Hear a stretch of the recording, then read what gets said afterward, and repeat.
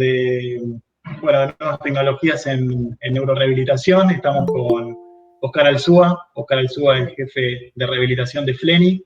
Así que, bueno, vamos a tratar de darles una introducción a lo que es el equipo Excite, a estas nuevas tecnologías. Primero una parte teórica, después va a haber una parte práctica también. Sí es importante, les doy algunos tips como para que podamos escucharnos todos bien. Les pedimos a todos que permanezcan muteados, vamos a abrir el chat, vamos a estar moderando con Federico de marketing, que también está en línea, las preguntas, como para que después sobre el final podamos ordenarlas. Estimamos que la parte teórica y práctica va a llevar unos 40, 45 minutos, y sobre el final vamos a ir ordenando las preguntas. Si no nos queda tiempo porque nos llega a cortar la tecnología o llega a haber algún inconveniente, después van a ver un correo electrónico como para poder mandarnos las preguntas y se las vamos contestando ordenadamente. Y finalmente, si llegamos a tener algún inconveniente técnico por desconexión o lo que fuera, nos podemos volver a reconectar todos al mismo link de Meet, ¿sí? En el caso de que haya algún inconveniente. Así que bueno, los dejo directamente ya en manos del que sabe, Oscar, así que adelante. Bueno, buenas tardes a todos, muchas gracias por escucharme y agradezco la invitación de eServices para poder mostrar este tipo de equipamiento. Bueno, la corriente farádica tiene una larga historia en rehabilitación, pero por primera vez en los últimos 2 años se empezó a utilizar en forma diferente con el advenimiento de la computación y los sistemas informáticos que trabajan para modificar muchas cosas.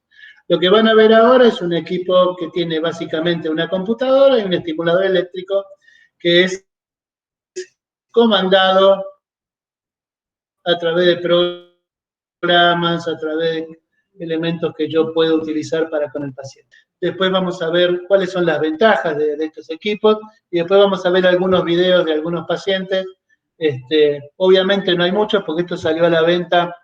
Les voy a mostrar el video original que yo tomé en Chicago cuando se presentó el equipo y salió a la venta hace 2 años en los Estados Unidos cuando lo aprobó la FDA, así que no hay mucha experiencia en lo que respecta a la utilización de este equipo en particular. Sí de otros equipos como los BiCFest, los equipos de marcha, donde se usa también corriente farádica y ya se sabe que tiene sus indicaciones precisas para que funcione lo mejor posible. A veces choco con la idea de que muchos terapistas piensan que estos equipos le van a quitar el trabajo a los terapistas.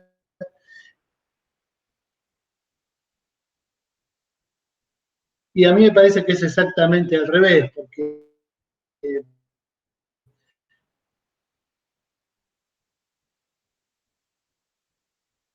les va a complicar el trabajo, que nada, también son excelentes y vale la pena utilizar mayor desarrollo profesional. El equipo se llama Excite, en realidad es un FES funcional. FES es una estimulación eléctrica en el cual se le denomina de esa manera, y vamos a ver la primera. Es una corriente farádica de alta intensidad y duración. Los trenes de onda son muy sostenidos porque queremos lograr una contracción sostenida del músculo. Usar corriente farádica de esta manera combate la atrofia por desuso y mejora la fuerza del músculo tratado. Esto está demostrado, no es una idea que se presume que podría suceder. No va en potencial, va en activo, digamos. La corriente farádica, produciendo una contracción eléctrica del músculo en forma sostenida y con cierta duración, incluso hasta contra resistencia, logra obtener aumento de la fuerza muscular demostrado, y no de un día para el otro, sino en su uso progresivo a lo largo de la semana. La diferencia es que la contracción sostenida se obtiene cuando el equipo dispara, o sea, no es un estímulo único, es un tren de onda sostenido al cual yo puedo graduar su intensidad, su duración, etcétera, etcétera.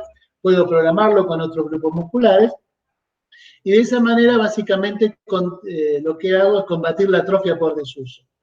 Después vamos a ver un gráfico madre de todo este tipo de patologías en los cuales los pacientes neurológicos son el gold estándar para su tratamiento.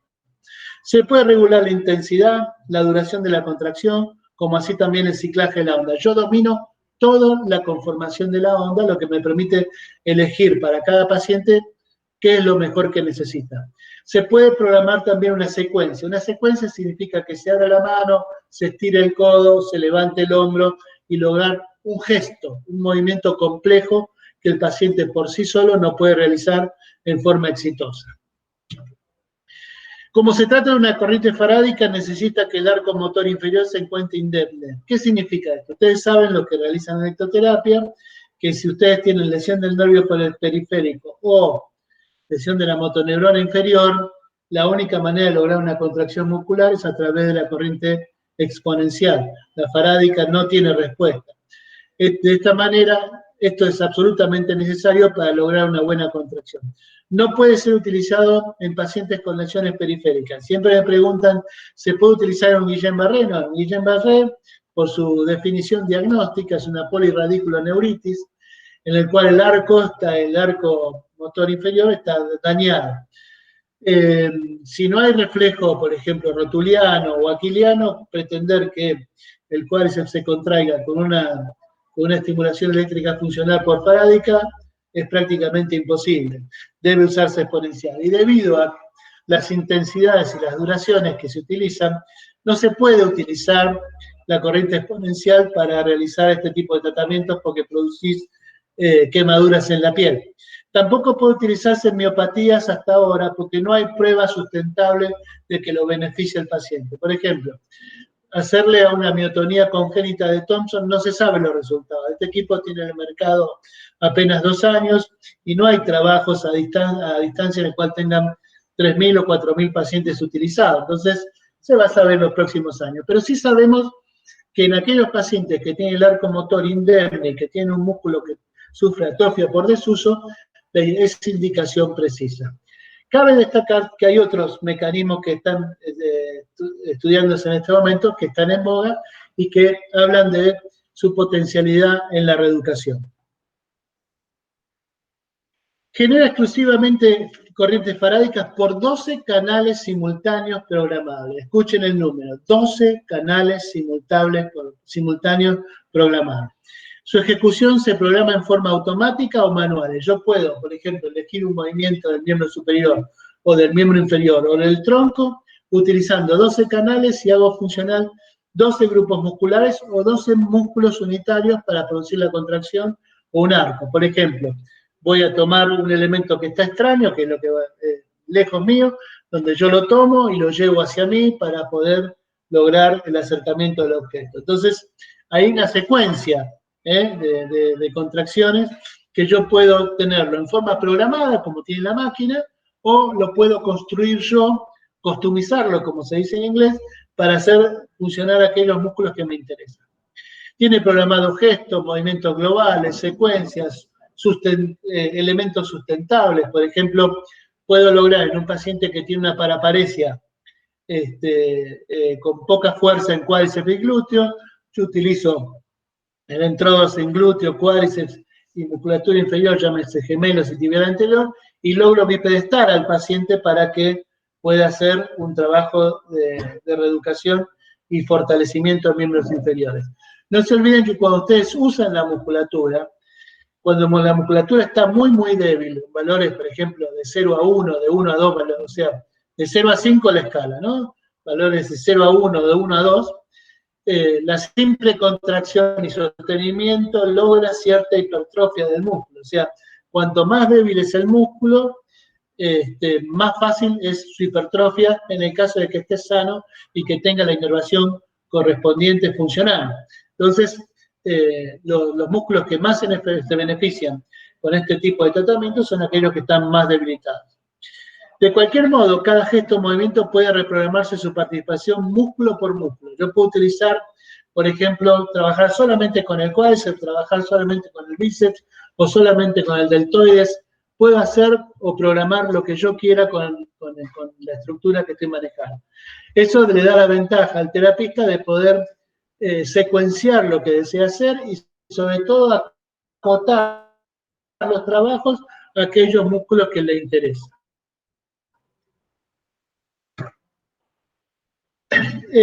Cuando se inicia este tipo de computadora,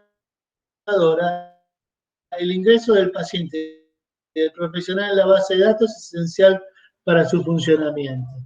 El equipo lo que tiene es que tiene documentado con ese paciente. De esa manera queda documentado en qué consistió el tratamiento que se ha realizado con el paciente. Cada profesional debe tener su número de habilitación, ¿ok? Que eso lo van a obtener nosotros a través de ingeniería y en un sitio web que se llama RT-Link, donde el terapista que va a utilizar el equipo está anotado y tiene un código, como ustedes después van a ver, un código de número que hace identificar. En este caso, yo tengo un número de Oscar Alzúa, queda documentado que Oscar Alzúa le hizo al señor García el tratamiento sobre el cuádriceps con esta intensidad, con este tiempo, con todos los parámetros que estoy utilizando con el paciente. Se puede utilizar el número de otro profesional si no tienes, no se puede utilizar el número de otro profesional si no tiene una previa autorización. Por ejemplo, un terapista que trabaja conmigo no está anotado en el RT-Link y me dice, Oscar, ¿puedo utilizar el equipo con tu nombre para pedir, por favor, utilizarlo? No hay ningún problema, eso se puede hacer. ¿Se puede utilizar el equipo para lograr un movimiento en paralela? Sí, yo puedo lograr bipedestación con un equipo de esto, aunque el paciente tenga valores 2 en 5, que teóricamente habría que sostenerlo. Tiene programas para realizar sit to stand, o sea, de sentado a parado o de parado a sentado, o sea, equipamiento funcional. O el trabajo de miembros inferiores en forma alternativa para la paralela. Por ejemplo, dar un paso hacia adelante, un paso hacia atrás, un paso hacia adelante, un paso hacia atrás. Lo que no puedes hacer es marcha porque no tiene un programa de marcha. Hay equipos de FES destinados a realizar marcha, que en este momento estos equipos no lo tienen y que en el futuro es muy probable que lo puedan utilizar. Pero básicamente son estructuras cuyo dinamismo está basado en la sedestación o la bipedestación. El equipo tiene programas para miembros inferiores y superiores en forma simultánea. Yo puedo hacer funcionar todo un hemicuerpo con los 12 canales que tengo a mi alcance. Puedo utilizar la bipedestación por FES, no tiene programas de marcha, como acabo de decir, y en programas que tiene establecidos puede intervenir para modificar su funcionamiento. Proporciona más de 40 actividades de entrenamiento de motricidad gruesa, de fortalecimiento y específicas para tareas evocadas por FES en 3 bibliotecas, actividades de extremidades superiores, actividades de extremidades inferiores y actividades generales. La máquina tiene guardada en su biblioteca una cantidad de movimientos programados que yo puedo elegir tal cual están en la biblioteca, puedo modificar parcialmente o puedo customizar un determinado movimiento. Todo depende de lo que yo quiera hacer con el equipo. La estimulación secuenciada evoca un movimiento funcional que permite que los músculos paralizados o débiles de un paciente se muevan a través de patrones de movimiento dinámico. O sea, voy a lograr siempre un patrón de movimiento en el cual el paciente va a realizar. Además, puede utilizarse contra resistencia de un peso. Por ejemplo, supónganse que yo voy a trabajar el bíceps y el deltoides para lograr levantar el brazo, en el cual tengo una secuencia. Levanto, mantengo, desciendo, bajo. Relaja, espera 5 o 10 segundos lo que yo programe, levanto, mantengo. Bueno. Ese mismo ejercicio le puedo agregar una pesa, una bolsita de arena, lo que ustedes quieran, y hacer el mismo trabajo contra resistencia en base a la estimulación eléctrica funcional. Ventajas y desventajas. La ventaja es que voy a lograr mayor hipertrofia porque ustedes saben que la musculatura cuando necesita vencer una resistencia es el momento que desarrolla su fuerza. La desventaja es que fatiga mucho al paciente y hay que tener en cuenta que este tipo de entrenamiento, la fatiga sobreviene muy rápidamente.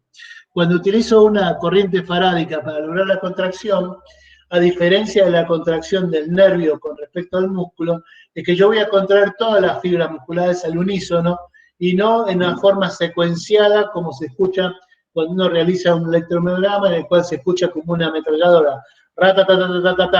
Cada uno de esos golpes es una fibra muscular que se contrae y cada una de esas fibras, a medida que se van contrayendo, logra lo que se llama sumación y tétanos y un efecto motor final determinado por la cantidad de fibras que se contraen. La cantidad de fibras que se contraen cuando se produce un estímulo eléctrico es masivo, son todas. Entonces la fatiga sobreviene muy rápidamente. La práctica repetitiva de actividades específicas de tareas y de fortalecimiento y de motricidad gruesa ha sido durante mucho tiempo la piedra angular de los programas de fisioterapia. Ahora bien, se puede utilizar también en terapia ocupacional Porque como tiene gestos para realizar, yo puedo entrenar un gesto lento y progresivamente y pasar de utilizar toda electroterapia a la actividad funcional propiamente dicha, o sea, como un mecanismo de reeducativo. Este es el gráfico más importante que tiene el equipo para ver. Les pido que me sigan y después si tienen dudas, cuando viene el chat me hacen las preguntas propiamente dichas. Cada uno de estos colores representa algo. El rojo va a representar el músculo, el negro va a representar la médula espinal y el celeste va a representar el músculo estimulado por el FES. ¿Qué es lo que estoy mostrando acá? En este caso estoy mostrando un músculo, por ejemplo, con un Asia C incompleto. Ustedes saben que en medulares se clasifica en la clasificación de Asia, tiene A, B, C y D, y lo que sabemos que aquellos pacientes con Asia A no van a volver a caminar o mover, los B tienen una chance muy baja, los C son los de mejor chance, y los D son prácticamente los que están ya prácticamente sin déficit. Entonces, cuando se produce una lesión en la médula, ¿de acuerdo? La médula deja de funcionar, en el caso de un Asia C incompleto, deja de funcionar y pierde gran parte del control sobre los músculos que están inervados por debajo de la lesión.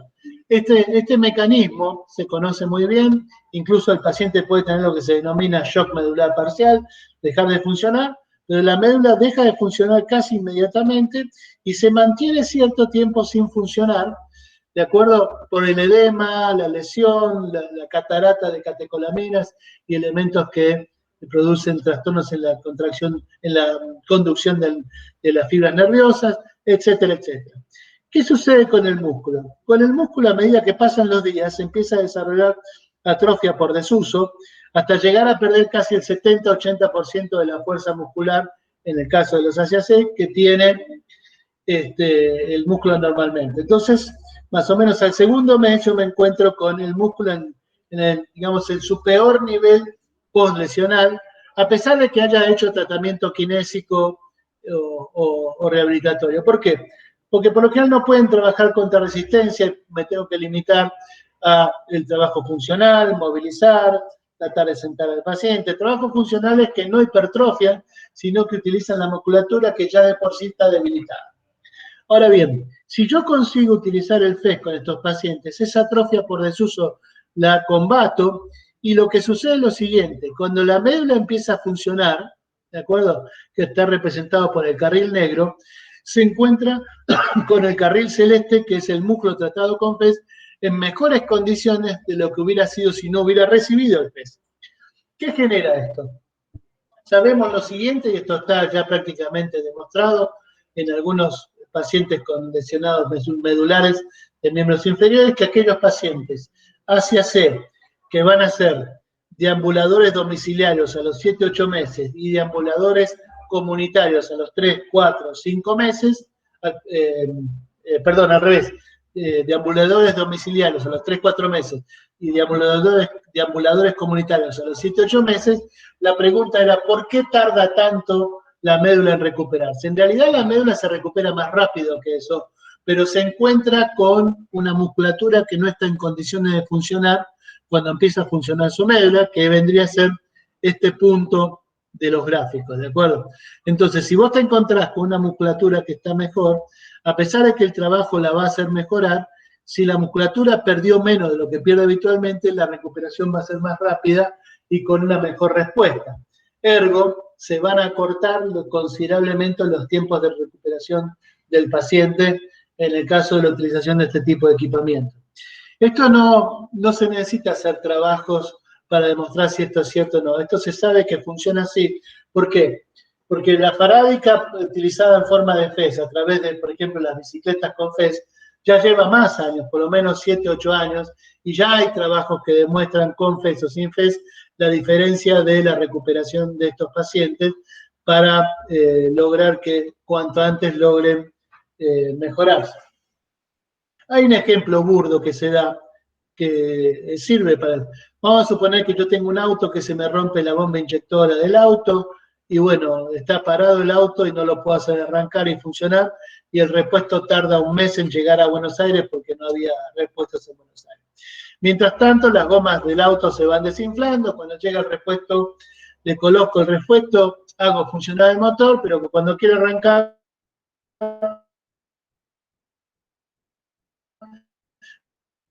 la goma está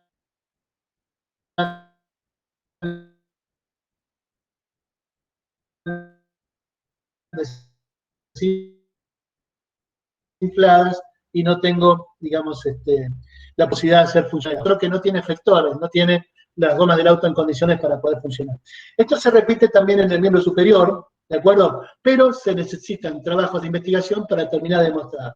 Se infiere que podría resultar lo mismo en aquellos músculos que son más grandes, como ser bíceps, tríceps y deltoides, porque tienen un tipo de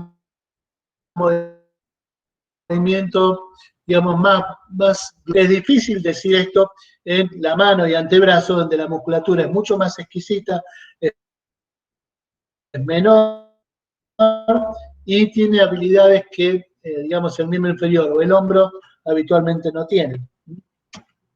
Otro ángulo que abriría, fíjense que lo ponemos en potencial, que abriría serían los pacientes con ACV, con el hemisferio izquierdo, con negligencia. Nosotros hemos visto que aquel que tiene experiencia en pacientes neurológicos con accidente cerebrovascular, habrán visto que la negligencia hace que el miembro superior izquierdo no funcione. Entonces, la pregunta es la siguiente: si yo le pido al paciente que mueva su brazo izquierdo y no lo mueve, puede suceder que esté paralítico, que no entienda el mensaje, que no localice su miembro superior, que tenga una negligencia, o sea, que lo ignore, ¿de acuerdo? Entonces, se han sumado otros elementos que no es exclusivamente la parálisis. ¿En qué se basa esto? Muchas veces vemos pacientes que a los 3, 4 meses empiezan a mover su mano o su codo o su hombro con calidad de movimiento que no puede representar que la recuperación haya sido por otras estructuras o por los ganglios de la base o por refuerzo de la espasticidad, sino que son movimientos que están relacionados a una calidad que habla de que es la corteza cerebral original la que está funcionando y que en realidad no la movía porque no sabía cómo hacerlo funcionar a ese brazo debido a la negligencia. Cuando ustedes leen las últimas dos presentaciones del NIH, o sea, el Instituto de Salud de los Estados Unidos, sobre accidentes cerebrovasculares, cuando van al capítulo de negligencia, dan una cantidad de definiciones de negligencia, pero cuando llegan al tratamiento dicen: no conocemos ningún tratamiento que demuestre ser efectivo por los demás. O sea, hay tratamientos para hacer, pero ninguno ha demostrado ser el gold estándar para poder realizarlo. Reconocimiento visual, digamos, restricción del lado sano, hay una cantidad, pero más o menos todos recuperan algo de lo que tienen. Entonces, en general lo que se dice es lo siguiente: lo que mejoró fue la negligencia, en el caso de los que mueven, pero no sabemos por qué mejoró esa negligencia. Tampoco sabemos si lo que hicimos le sirvió, porque hay pacientes que hicieron otras cosas y también mejoraron. Y hay un porcentaje que va a seguir ignorando su miembro superior durante mucho más tiempo, y ahí se le van a sumar atrofia por desuso, bloqueos articulares. Entonces, la idea de esto es establecer alguna forma de tratamiento o control de ese miembro superior para brindarle la oportunidad a aquellos pacientes los cuales mejora su negligencia, se encuentren con un brazo viable de volver a funcionar, aunque sea parcialmente. A mí me ha tocado la experiencia de ver pacientes que mueven la mano, que mueven el codo, pero la mano está limitado osteoarticularmente, las falanges están bloqueadas, la muñeca tiene muy limitado, el codo a 90 grados porque usan slim, el hombro prácticamente congelado. ¿Y qué hubiera pasado si hubiéramos establecido un plan de trabajo para mantener ese miembro superior en condiciones de viabilidad, esperando que su negligencia mejore y el paciente logre moverlo? Esto no quita el hecho de que podamos equivocarnos y aquellos pacientes que en realidad tienen la negligencia, pero además están paralíticos por lesión del área motora originaria del miembro superior, y trabajemos en vano durante meses para tratar de recuperar el brazo. Pero en aquellos pacientes que tienen una negligencia y su daño motor no es tan importante, vamos a lograr recuperar un miembro superior que años atrás hubiera sido prácticamente imposible. aunque no tenga la calidad del movimiento original de ese miembro superior, va a intervenir en la calidad de vida del paciente, sobre todo en lo que es vestido, higiene, funcionalidad, marcha, etcétera, etcétera. Entonces, creo que esto abre, como dije, o por lo menos abriría una nueva forma de trabajo sobre estos pacientes que antes no teníamos la oportunidad de hacer. Cuando vos le pedís a un paciente, vamos a tratar de mover el brazo izquierdo, y el paciente no está enterado de que el brazo izquierdo que tiene colgando no es suyo, bueno, entonces es muy difícil reeducar, ¿de acuerdo? Hay muestras en video que ustedes pueden ver en YouTube, donde se pone la mano del paciente, se pone una cobertura para que no pueda identificar de dónde proviene, se pone la mano de un terapista y otra persona, el paciente no localiza su propia mano. ¿Cómo podemos pretender, si no localiza su propia mano, que la pueda mover? Lo que tenemos que entender es que la negligencia es un mecanismo diferente de la parálisis en base a que no movemos porque no conocemos y no podemos, y otra cosa es la parálisis porque el área motora no descarga la actividad que tiene que descargar para lograr el movimiento. ¿Cuáles son las indicaciones de esto? Atrofia por desuso, todas. O sea, todos los pacientes medulares que sean por debajo de, no el ACA, pero el ACB, el C, que han estado en cama permanente, pacientes que hacen atrofia por desuso por traumatismo múltiple, por ejemplo, son muy comunes las fracturas de pelvis que tienen que permanecer cierto tiempo en cama y que realizan mucha atrofia de miembros inferiores, pueden utilizar este tipo de equipamientos.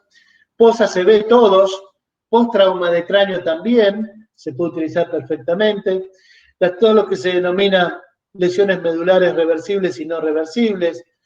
En el caso de las no reversibles, lo que se trata de buscar es evitar lo que se denomina las fracturas patológicas o las fracturas por estrés, por la generación de osteoporosis severa por la falta de descarga de peso y actividad motora. Antes se pensaba solamente que con la descarga de peso se lograba mantener la densidad ósea de los miembros inferiores, evitando las fracturas patológicas. Hoy se sabe que si encima de la descarga de peso realizamos una actividad motora, el fenómeno de tracción y contratracción sobre esos huesos mantiene cierta densidad ósea, no en lo normal, pero sí cercano a lo normal, a lo mejor en el 70-80% de su densidad normal. Y evitamos complicaciones como las fracturas patológicas que a veces le pueden costar la vida al paciente.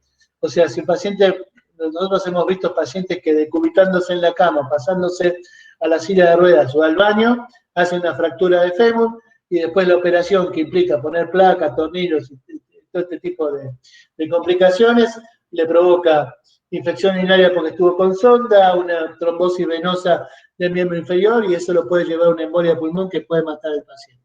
Entonces, el cuidado de estos pacientes establece también que podemos establecer mecanismos de control o de mantenimiento de los pacientes que lo pueden usar perfectamente. En los Estados Unidos, las BICIFES han generado un nuevo mercado que es la utilización domiciliaria de estos tipos de equipos, precisamente para evitar todo este tipo de complicaciones. Sobre todo lo que se denomina trombosis venosa profunda, en los cuales sabemos que la actividad motora disminuye los riesgos de trombosis venosa y por ende a veces disminuye los riesgos de pérdida de vida del paciente por una embolia pulmonar. Lo otro que genera nueva indicación son aquellos pacientes que tienen negligencias en los casos de las lesiones del hemisferio cerebral derecho.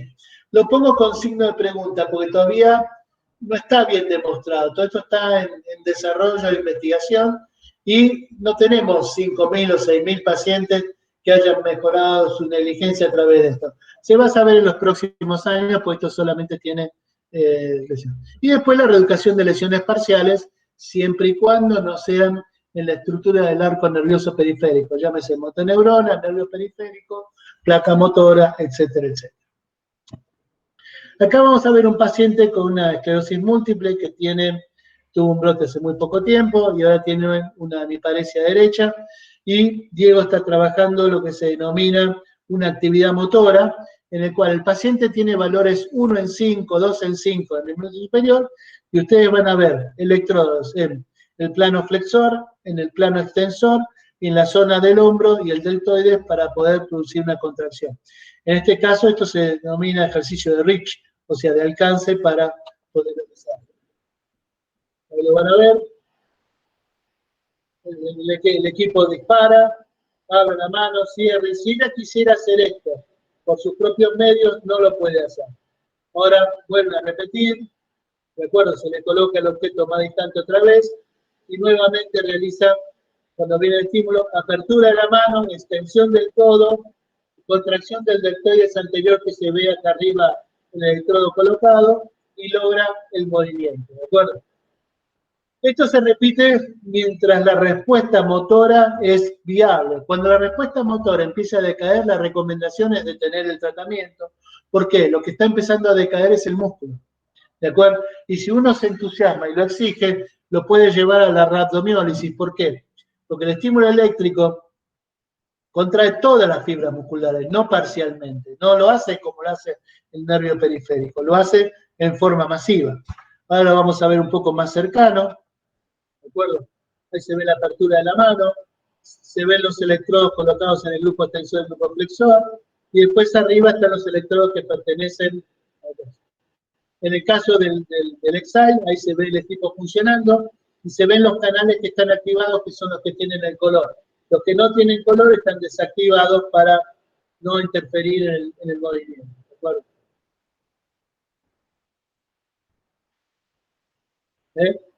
Si uno quiere ver lo que quiere hacer, bien, esto lo filmé yo en el año 2000, octubre del 2018.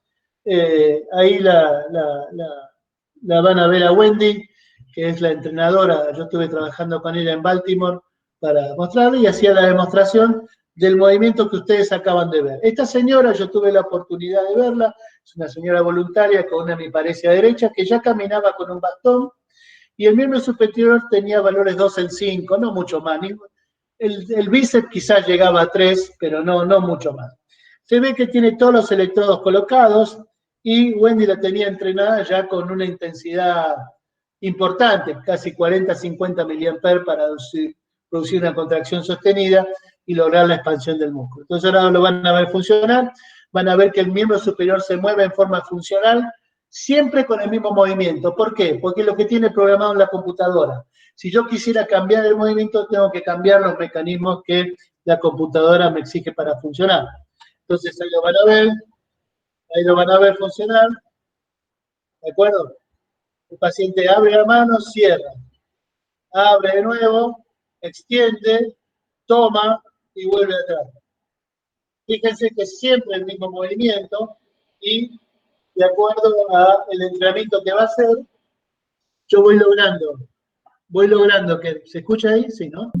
Voy logrando que tenga cada vez una respuesta motora mejor, de acuerdo en base al aumento de la intensidad de la descarga eléctrica. O sea, se empieza por mecanismos cortos, como estaban viendo en el anterior, y con mecanismos mucho más integrados y de mayor esfuerzo para lograr una mejor contracción.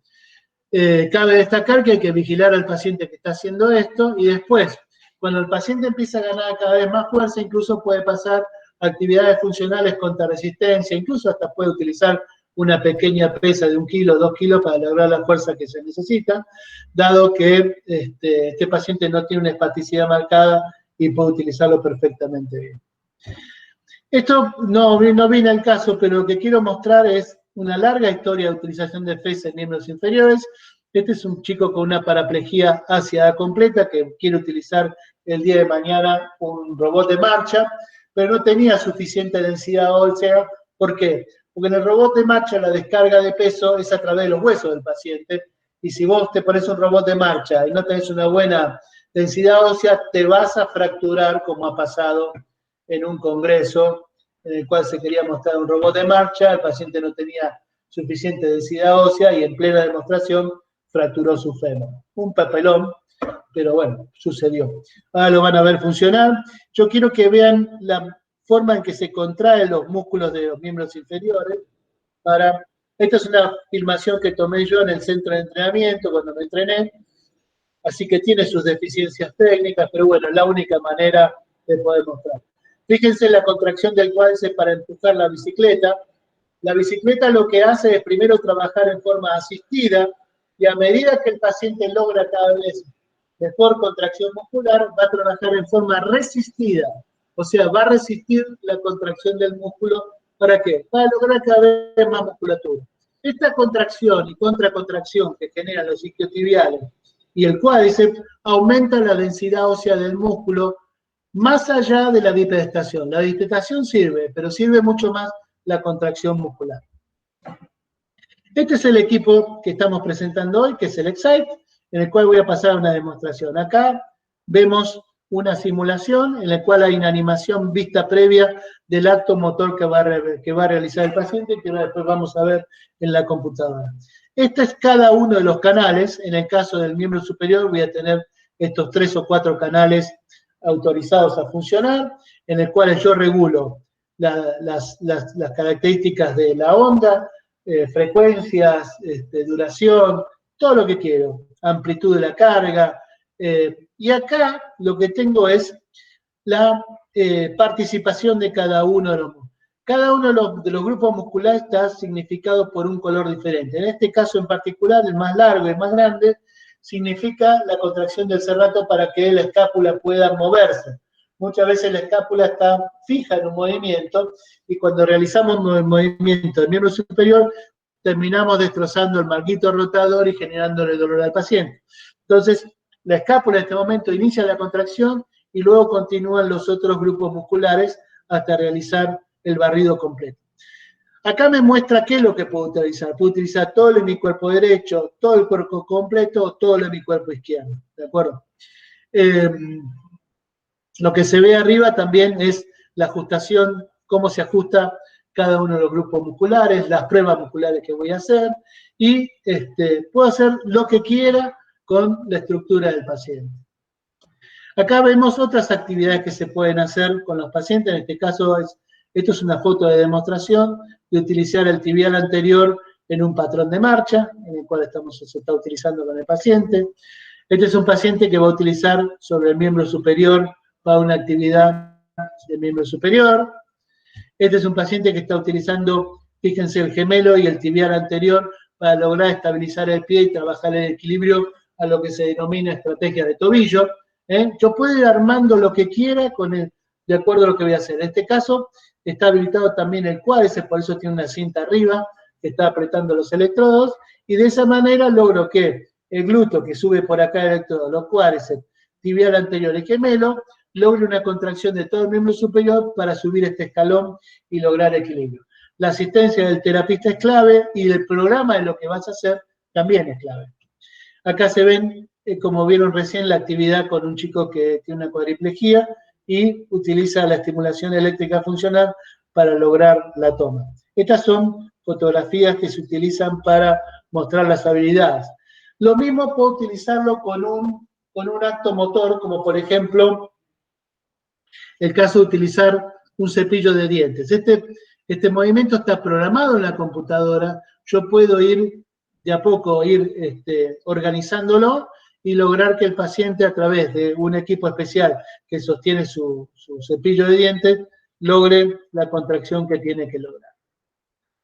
Bueno, esto es rápidamente lo que se puede mostrar este equipo. El equipo es complejo, implica un entrenamiento por parte de la gente que le va a utilizar, pero para mí tiene un potencial enorme para poder desarrollar una cantidad de cosas que antes no podíamos desarrollar. Se escuchan las preguntas que se puedan dar.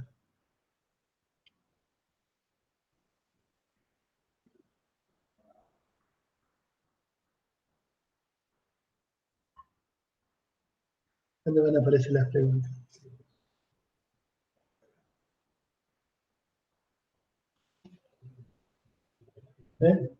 Sí. Estamos abiertos a las preguntas. Mientras tanto, vamos a ir pasando. Sí, se puede escribir por el chat o por la palabra de publicidad, pero vamos a darle el movimiento de la cámara para jugar el equipo.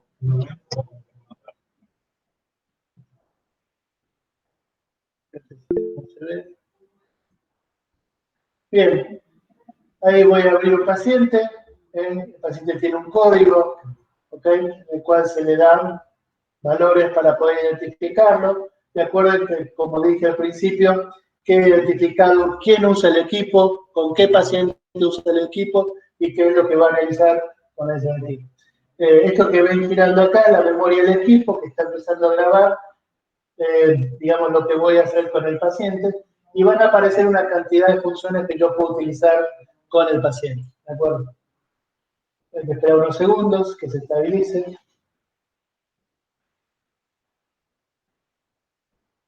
Y me van a aparecer las actividades motoras que yo estoy realizando con el paciente. Una vez que yo armo un programa, por ejemplo, este es el que estábamos hablando, me queda grabado y lo voy a poder utilizar siempre. Cuando yo pido la animación previa,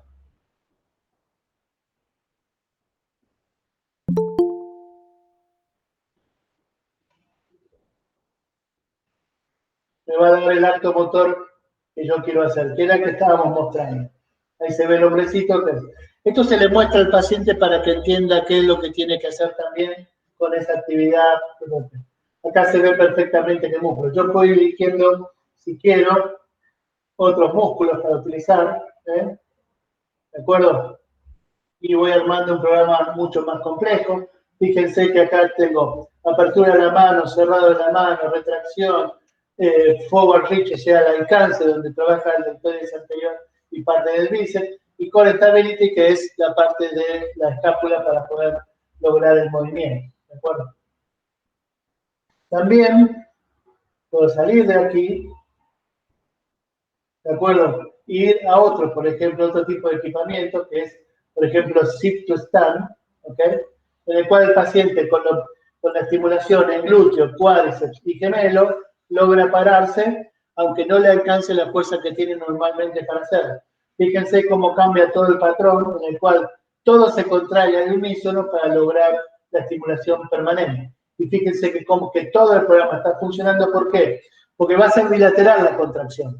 Entonces puedo utilizar ambos miembros inferiores funcionando al unísono. Yo después puedo utilizar, por ejemplo, para el paciente, si vuelvo a abrir, la ventaja que tengo que una vez que organicé una estructura para que los pacientes se traten, esa estructura me queda grabada y yo en la siguiente sesión lo único que hago es colocar los electrodos donde tienen que ir y de esa manera producir la contracción o el ejercicio que quiero generar.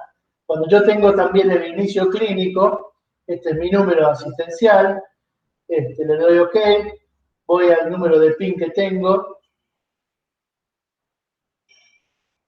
y el equipo vuelve a grabar todo lo que quiero hacer. Cuando pido abrir el paciente, me va a buscar al paciente que estoy tratando, le doy el OK, me pide el PIN 1196, y de esa manera el equipo ahora está girando, está grabando lo que ves. Entonces se identificó que Oscar Alzúa va a atender al paciente fulano y después va a grabar lo que voy a hacer con el paciente. Eso queda grabado y lo puedo repetir las veces que quiera. Ahora, suponiendo que el paciente mejore, yo necesito hacer nuevas terapias, ahora vamos a ver cómo se abre la biblioteca y puedo utilizar diferentes grupos musculares. Necesito esperar que termine, añadir terapia, y acá tengo opciones de miembros superiores, donde yo busco diferentes formas de trabajo, o miembros inferiores, donde busco diferentes formas de trabajo, actividades. Por ejemplo, esta actividad que realiza extender la rodilla, puedo hacerlo contra resistencia. Entonces sumo la estimulación eléctrica funcional y, digamos, contra resistencia para ganar fuerza adecuada. Puedo utilizar lo que se llama la descarga de peso, en el cual estimulo el lado que va a recibir el peso para poder producir una descarga de peso más efectiva y que no colapse muscularmente. Entonces, tengo una cantidad de opciones diferentes para trabajar, ¿de acuerdo? Para poder ver lo que puedo hacer. Puedo hacer actividades sobre la mano propiamente dichas, ahí van a ver cómo levanto los pulgares, utilizo la apertura de dedos. O sea, la viabilidad de trabajo de este tipo de equipo es enorme, y depende tanto de las bibliotecas que están guardadas en el equipo, como de la habilidad y ganas que tenga el terapeuta para trabajar con el paciente. Bueno, no sé si hay preguntas, ya estamos sobre los 50 minutos. Espero no haberlos aburrido.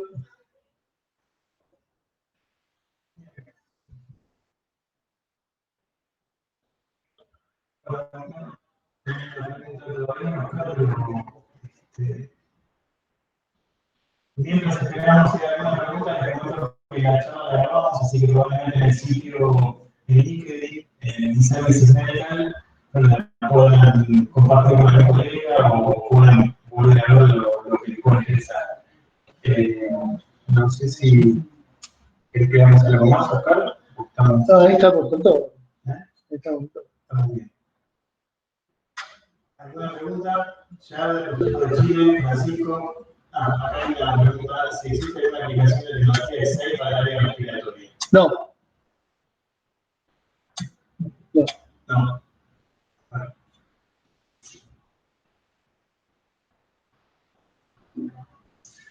Para estimular el diafragma todavía no hay nada.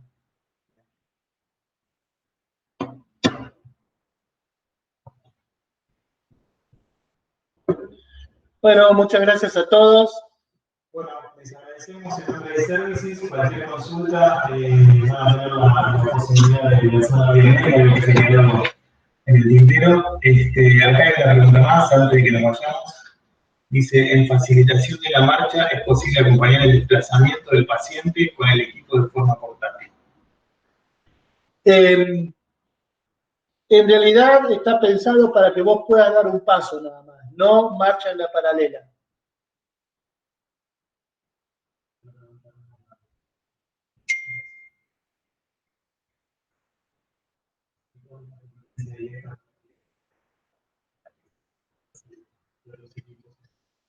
No, este equipo por el momento es único, no tiene, digamos, una competencia, digamos, como para poder hacerlo. Por ejemplo, vos podés utilizar un equipo de electroterapia que abre y cierre la mano, pero no para un gesto completo, porque la secuencia no funciona.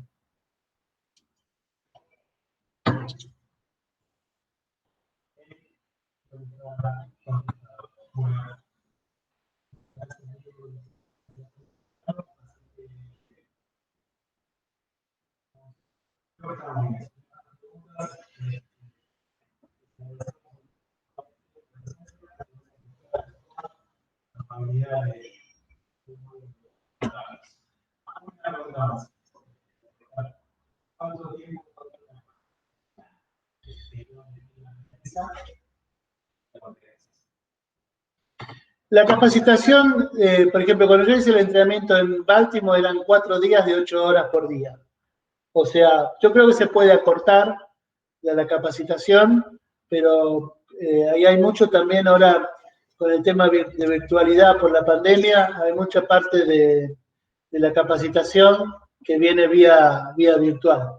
Pero lo más importante de la capacitación es el estudio con el programa propiamente dicho, pero después meter mano y utilizar el equipo con pacientes, entre ustedes, entre los terapistas, hasta entender perfectamente cómo funciona esto.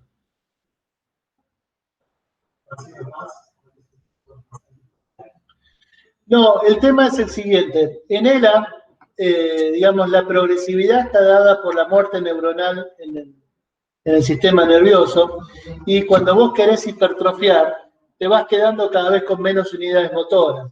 Entonces, en ELA no hay mucho resultado, digamos, no cambia mucho utilizar el FES que como utilizarlo en una esclerosis múltiple, ¿de acuerdo? O sea, en la esclerosis múltiple, si el paciente no tiene, digamos, un brote agudo en el cual está sin movimiento, se puede utilizar perfectamente. De hecho, los estimuladores eléctricos funcionales para el tibial anterior, tipo biofeedback y todo ese tipo de cosas, la FDA las ha autorizado para utilizar en esclerosis múltiple. En ELA no se está recomendando utilizarlo, sobre todo por la inexorabilidad que tiene la enfermedad y es muy difícil poder decir, bueno, a este paciente lo mejoramos, porque vos te vas quedando mensualmente con menos unidades motoras y lograr hipertrofia es muy difícil.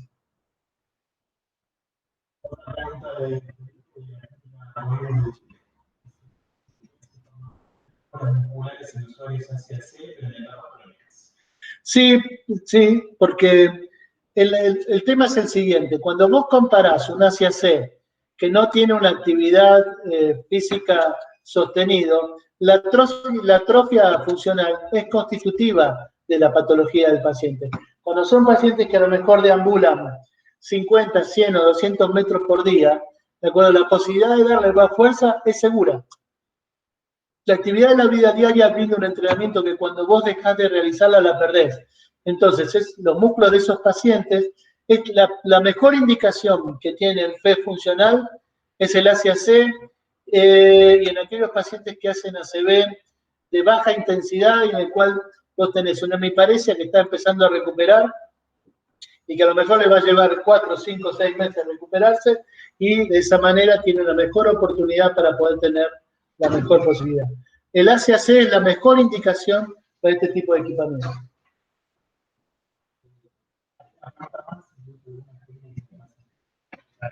No, con ELA no lo estamos utilizando.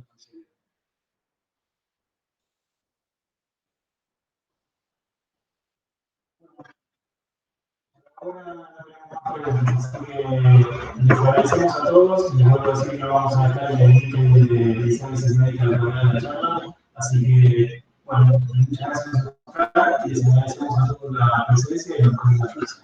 Bueno, muchas gracias a todos por el tiempo dispensado. Chao, saludos.